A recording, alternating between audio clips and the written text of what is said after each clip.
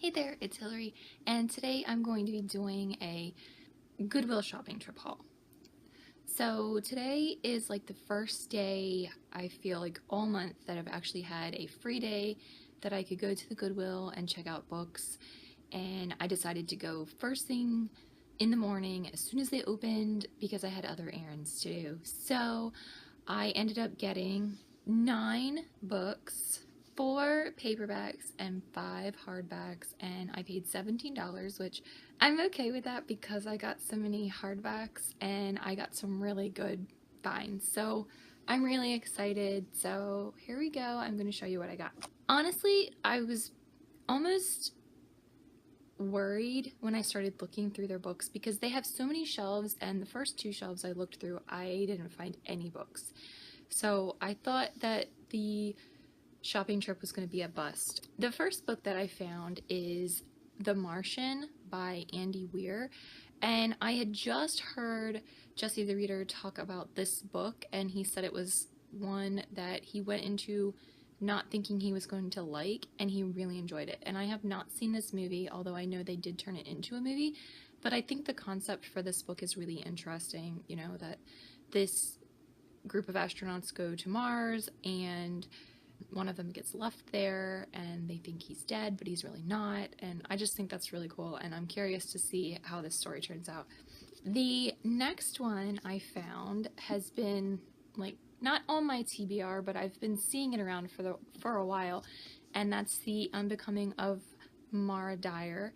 I'm not sure what this book is about, but I have heard a lot of booktubers talk about it, and I am curious. The next one that I found, I have seen the cover for, but I really don't know very much about this book, and that is Frostblood, and I believe this is the first one in a series, and I want to say that it's something similar to like the idea of Red Queen, like that people have different blood or power in blood or something like that.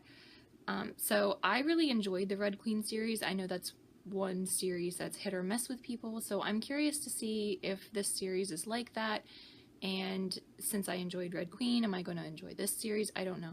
Like I said, I don't know very much about this series. I read the synopsis and it kind of sounded like a little bit similar of a story to Red Queen, so I was going back and forth on whether I should get that one or not, and I decided to just go ahead and get all the books that I found because get all the books.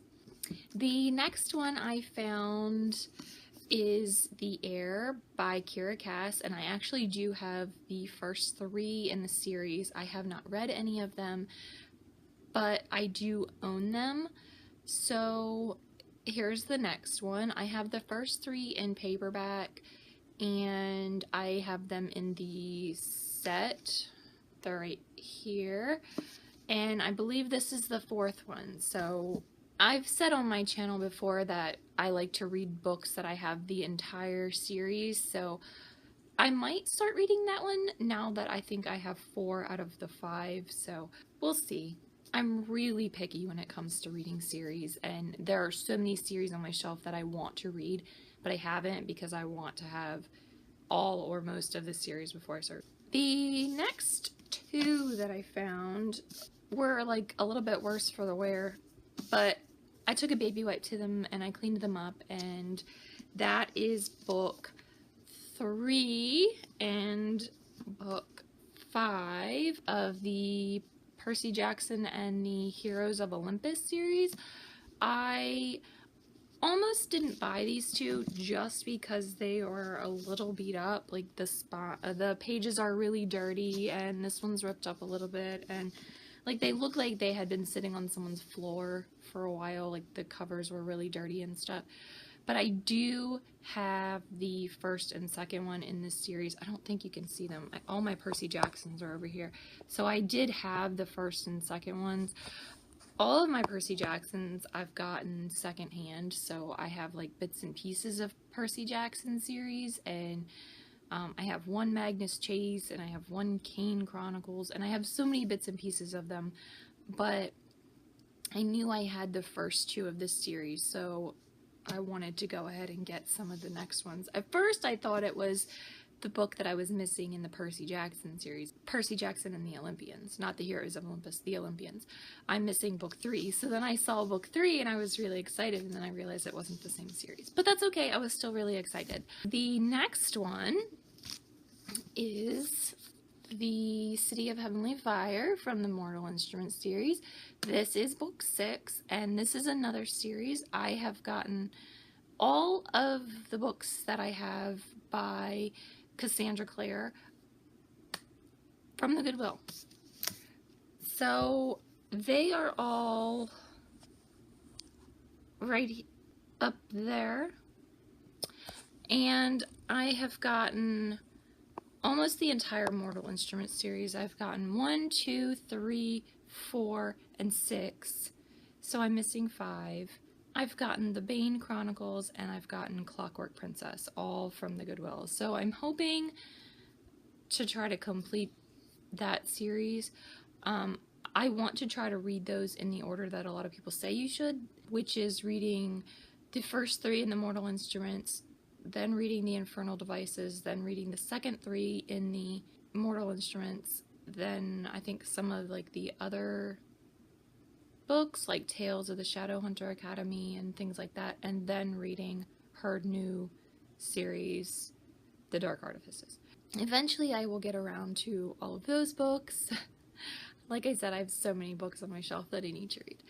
This one I wasn't sure about buying because I am not usually a fan of classics and historical fiction and stuff like that, but this one is such a classic, I feel like I need to read it almost, and that's Pride and Prejudice by Jane Austen. And I've always wanted to read some Jane Austen or some of the Bronte sisters or something like that.